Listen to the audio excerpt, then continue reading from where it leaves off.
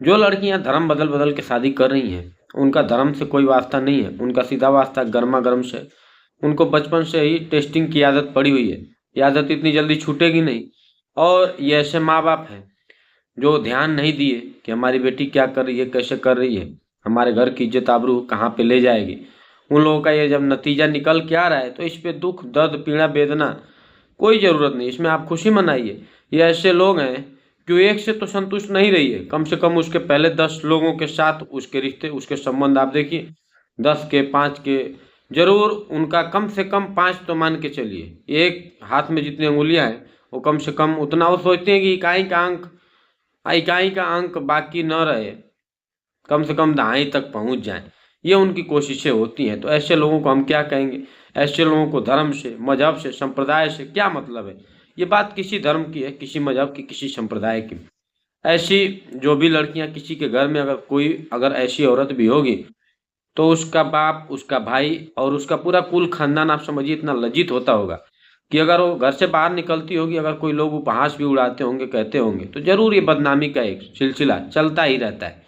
अब आप देखिए कि हमारे समाज में बुढ़े बुढ़े लोग बैठे हुए हैं, उनके कहने में आ रहा है कि शादियां नहीं। अरे भाई, रोज नया नया बदल के मिल रहा है, शादी की जरूरत क्या है? जब दिन भर भोग वासना में ही रहेंगे और बुढ़ापे तक शादी नहीं की, ये तो है नहीं कि आप संत हैं, साधु हैं, आप त्याग तपस्या किए हैं, आप अपने आप को ऋषित्व ब्रह्मत्व को बचा के रखे हैं। ये तो हमारे संत परंपरा में संत लोग करते हैं। लेकिन जिनका काम ही भोग वासना में है, चुम्बन चाटन सुहागरात का दृश्य दिखा रहे हैं, फिल्में बना रहे हैं, हॉट पोस्ट सेक्सी सीन क्या क्या सीन दे रहे हैं, और कंवारे बैठे हैं।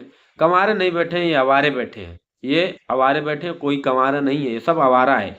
इसलिए जो भी ये बदल बदल के टेस्टिंग की आदत पड़ी हुई है, इनका कभी संतुष्टि नहीं होगा। इनकी थोड़ा सोच लंबी है, मोटी है, ऊंची है। अब ये उसी मोटी ऊंची लंबी छलांग के चक्कर में ये लोग कूद रहे हैं। जब तक कोई लोगों का प्राप्त नहीं हो जाएगा लक्ष्य, तब तक ये लोग लगे रहेंगे। अब हम अपने हंसी को रोक नहीं पाए।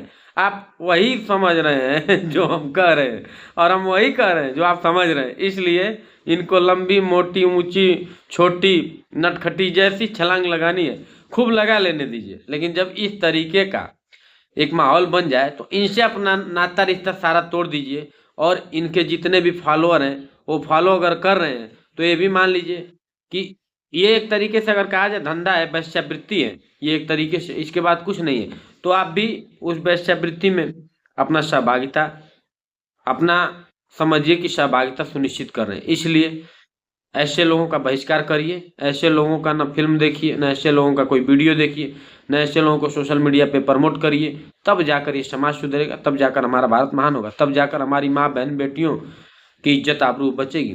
नहीं तो आए दिन 2 साल की बच्ची से, 3 साल की बच्ची से रेप बलात्कार की घटनाएं जब सुनते हैं तो मोमबत्ती लेके निकलने का अधिकार उनको नहीं है।